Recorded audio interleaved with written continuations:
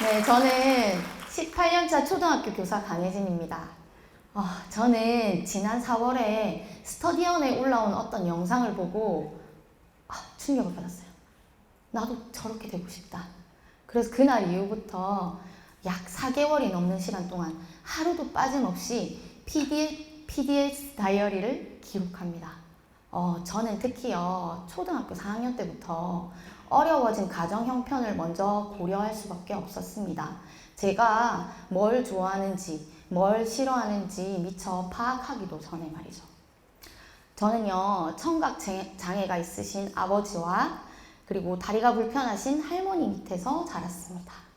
그래서 1990년대를 휩쓸었던 서태지 아이들, 그리고 H.O.T 같은 그런 유명인의 열광할 틈도 없이 자랐어요.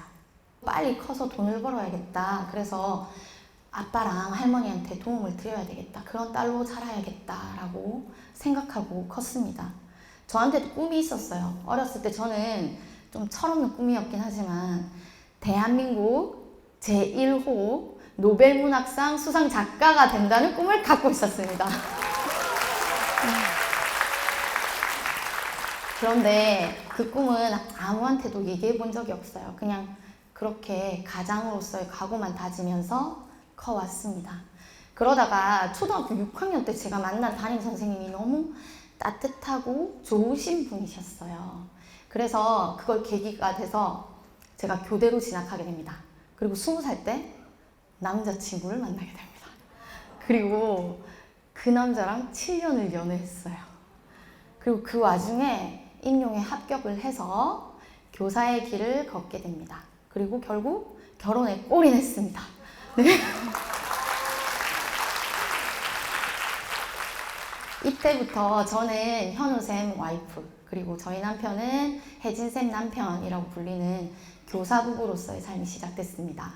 그리고 저는 20대 후반에 첫 아이를 낳으면서 자연스럽게 누군가의 엄마가 됐습니다. 저 역시도 결혼을 하고 나서요, 제가 연애를 7년 했다고 했잖아요. 7년 동안의 이 연애 생활에 있었던 아름다운 에피소드와 추억들을 이야기로 이렇게 풀어내면 저는 금방 작가가 될 수 있을 줄 알았어요. 근데 그건 큰 착각이었습니다. 착각. 제가 결혼하기 전에는요, 열심히 한 만큼 성과가 났어요. 근데 육아는 아니었습니다. 작은 애가 보채서 달래면 큰 애가 울고요. 그리고 또 큰 애를 이렇게 다독거리고 있으면 작은 애가 막 악을 쓰고 울어요. 집이 엉망이었어요. 근데 저희 남편이요, 그 자기 개발을 쉴 새 없이 하는 사람이었어요. 애가 울고 불고 와이프도 울기 직전인데 이렇게 말하는 거예요. 여보, 나 운동하러 갔다 올게. 이렇게 하면서 현관문을 열고 탁 나가는 거예요. 그 뒤통수를 제가 확 꿀밤을 주고 싶은 날이 하루 이틀이 아니었습니다. 이렇게 저는 안정적인 직장, 그리고 남들의 부러움 속에서 서서히 무너져 갔습니다. 저한테는 꿈이 많았어요. 어렸을 때는 가난해서 한 번도 친한 친구들이랑 여행을 간 적이 없었습니다. 근데 커서 이제 돈을 벌면 친구들이랑 여행도 가고, 그리고 주말에는 봉사활동 기간에 가서 봉사활동도 하고, 또 상담대학원에 진학해서 자격증을 딴 다음에 힘든 친구들 상담도 해주고 싶고, 이런 저만의 목표가 있었어요. 제가 이렇게 하고 싶은 게 있는데 못하니까 주말마다, 학교 갔을 땐 제가 몰라요. 주말에 집에 돌아와서 좀 쉬고 있으면 근육통, 막 긴장성 두통, 구토, 구역질 이런 걸로 제가 너무 시달리는 거예요. 그런데요, 2월에 어떤 휴일이었어요. 제가 주말마다 피곤해서 아파서 맨날 침대에 누워있거든요. 침대와 한 몸이 되어서 이렇게 다 누워가지고 휴대폰을 딱 들고 이렇게 카톡 친구들 프로필을 이렇게 하나씩 보고 있었어요. 그런데 저희 남편의 친구의 와이프의 카톡 프로필에 시커먼 책이 한 권 올라온 거예요. 뭔지 아시지요? 다 갖고 오셨잖아요. 그쵸? 네. PDS 다이어리였습니다. 저거 내가 며칠 전에 유튜브로 막 시간 때우고 있을 때 어디서 봤던 건데 거기서 나왔던 그거네? 요즘 저게 유행하는갑다. 네.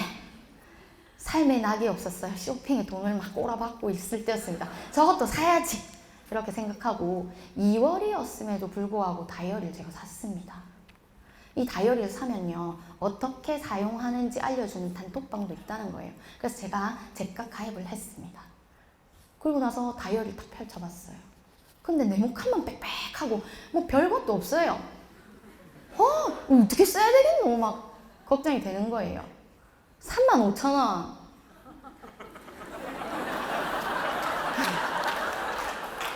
무슨 다이어리가 35,000원이나 하노? 그때는 그렇게 생각했어요. 그래, 35,000원 내가 호기심 값이라고 치자 하고 저 책상 구석에다가 다이어리를 툭 던져놨습니다. 근데 그러다가 그 영상을 본 거예요. 와, 제 정신을 차렸어요. 근데 이렇게 살면 안 되겠구나. 그래서 먼지가 묻었던 그 다이어리를 다시 펼칩니다. 그리고요, 제 일상을 4가지 카테고리로 나눠요. 가사일, 그리고 학교에서 하는 업무, 그리고 자기계발과 수면 4가지로 나누고요. 그리고 그 중에서 자기계발과 수면은 통계를 냅니다. 그리고 꾸준히 기록을 해뒀어요. 왜냐하면 이 2가지는요, 순전히 저의 의지대로 할 수 있는 시간이라고 생각을 했어요. 그래서 이 시간들을 잘 운용해서 제가 보다 나은 저를 만들어내고 싶었기 때문입니다. 제가 한 4시 30분 되면 일어나거든요. 일어나서 1시간씩 독서를 해요. 독서가 끝나면 PDS 다이어리를 딱 펴고 플랜 칸에 오늘 해야 될 일, 그리고 중요한 일을 체크해서 기록을 합니다. 그리고 나서 PDS 다이어리를 딱 덮어요. 덮고 가방에 넣고 학교로 갑니다. 학교 가자마자 제 자리에 딱 앉잖아요. 그럼 또 다이어리를 펴요. 접지 않습니다. 집에 올 때까지 이렇게 컴퓨터 모니터 밑에 펴놓고 한두 시간마다 제가 했던 일들을 간단하게 기록을 해둡니다. 그리고 왜 일하다 보면 이거는 꼭 이 시간대에 해야 되는 일들이 있잖아요. 그런 일들은 그 타임라인에 맞게 플랜칸에 미리 써놓고 저는 알람이 울리기 전에 해냈습니다. 그리고요, 자기 전에 꼬박꼬박 하루를 성찰하면서 시를 썼어요. 이렇게 PDS 다이어리는 저랑 24시간 꼭 붙어 있습니다. 저희 남편보다 더 진하게요. 오늘도 남편은 운동하러 갔고 저는 다이어리랑 함께 서울로 왔습니다. 네. 이렇게 매일매일 쓰고 PDS 365단지 D19동 단톡방에 매일매일 꾸준히 인증을 올렸습니다. 그랬더니 저한테 별명이 하나 생겼어요. 꾸준하이라는 별명이 붙었습니다. 네, 박수 쳐주세요.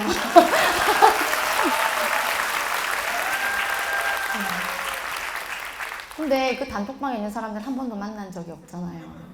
얼굴도 모르는 사람들이 근데 칭찬을 해주고 응원을 해주는데 너무 진심이 와닿는 거예요. 그래서 너무 뿌듯하고 감사했어요. 그런데 그것보다 더 제 마음을 탁 터치하는 게 있었어요.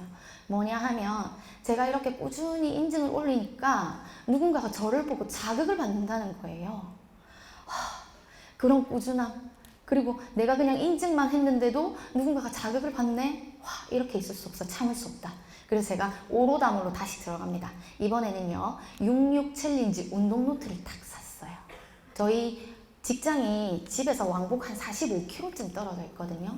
근데 뭔가를 해야 되겠다 해서 자전거를 타고 일주일에 한 번씩 왕복 45km를 출퇴근을 했습니다. 네. 그리고요, 지난 7월부터 체력 단련이라는 공통의 목표를 가진 사람들과 함께 지금 꾸준히 인증을 남기고 있습니다. 네.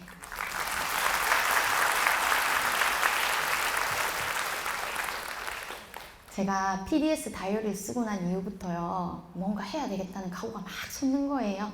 그래서 영어 독립 200이라는 책을 샀어요. 근데 그때는 영어 단톡방까지는 제가 들어가지는 않고 혼자서 매일 영어 명언 3개씩 그리고 3번씩 필사하고요. 저녁마다 외워서 녹음을 했습니다.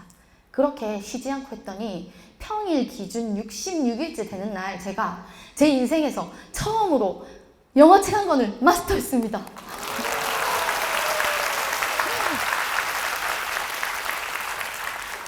네, 영어뿐만이 아닙니다. 독서도요.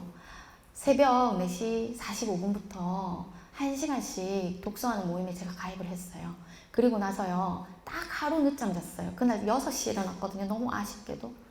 그날만 빼고는 오늘 기준 93일째 제가 꾸준히 독서를 하고 있고요. 오늘까지 읽은 책이 20권이 훌쩍 넘습니다.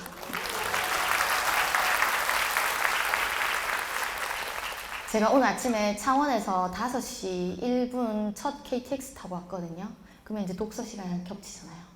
아, 안 돼. 오늘 요거 발표하러 가야 되는데 93일 채워야 돼. 그래서 기차 안에서도 열심히 읽으면서 왔습니다. 네. 우와, 내가 주말에도 이렇게 쉬지 않고 성실했던 적이 있었어? 그래, 맞다. 내가 남편이 하라는 것만 하고 남편한테 막 의존하려고 했는데 아니, 혼자서 해도 뭔가 되네? 이런 자신감이 생겼어요. PDS 다이어리 한 권이 어린 시절 가장으로서의 역할을 각오했던 연약한 나를 인정하게 해주었고요. 그리고 저조차도 인정하지 않았던 저의 성실함을 알게 해주었습니다. 또 PDS 다이어리는요, 제가 무언가를 배우거나 또 누군가를 도울 때 에너지를 얻는 사람이라는 것을 알게 해주었어요.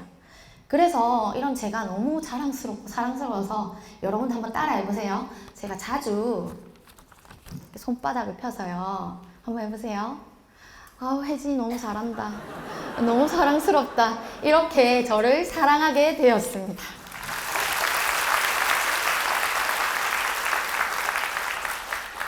제가 이렇게 바뀌니까요. 저희 남편 안현우 씨 있죠. 네, 그 사람도 좀 바뀌더라고요. 저한테 무언입니다. 무언 말 안 해요. 무언의 지지를 보내주고 있습니다. 제가 글쓰기를 하려고 얼마 전에 블로그를 다시 열었어요. 그래서 거기에 이제 꾸준히 글쓰기를 하고 있는데 저희 남편이 어느 날 갑자기 말도 안 하고 이웃 신청을 해놓은 겁니다. 야, 이거 굉장한 일이거든요. 제가 뭐 그냥 살림이나 살고 학교나 왔다 갔다 하는 여자인 줄 알지 뭐 관심이 없는 줄 알았는데 와, 이웃 신청을 했더라고요. 와, 그날 감동을 받았습니다. 그리고요, 제가 새벽에 그러니까 학교에 자전거 타고 가려고 하면 좀 오래 걸리거든요.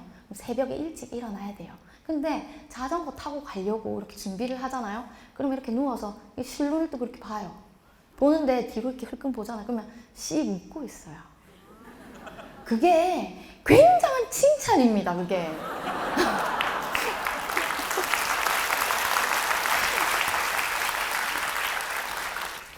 그리고요, 매일매일 제가 독서하는 모습을 보여줬더니 저희 아이들도 책을 읽기 시작했어요.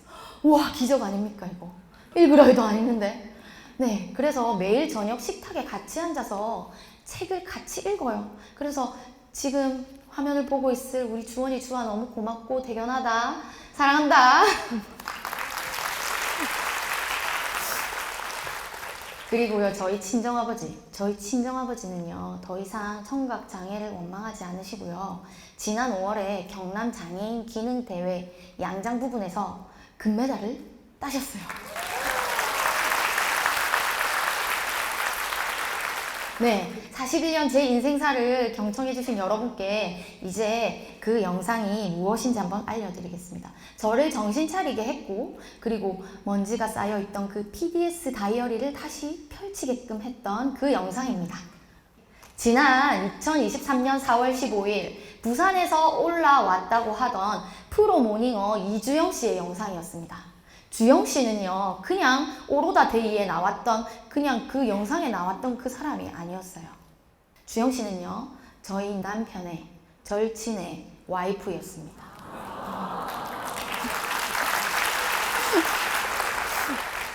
구독자 100만이 넘는 대형 채널에 나와서 너무나 밝게 환한 모습으로 행복한 모습으로 자기가 열심히 살고 있는 멋진 모습을 얘기를 하는 거예요. 그걸 보고요, 부러웠어요. 근데요, 부럽다 못해 질투가 나더라고요. 질투는 나의 힘 아시죠? 나도 저렇게 되고 싶다. 딱 두고 봐라. 내가 다음번 오로다 데이에 저기 읽는다. 아까 신 박사님이 퓨처 셀프 얘기하셨죠? 제가 했습니다, 그때. 그래서 오늘 제가 여기 서게 됐습니다. 주영씨, 혹시 제 모습 보고 계신가요?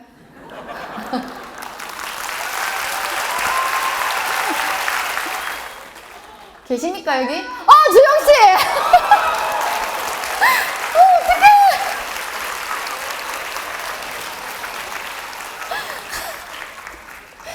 자, 누군가에 대한 열등감과 질투로 시작한 PDS 다이어리 기록.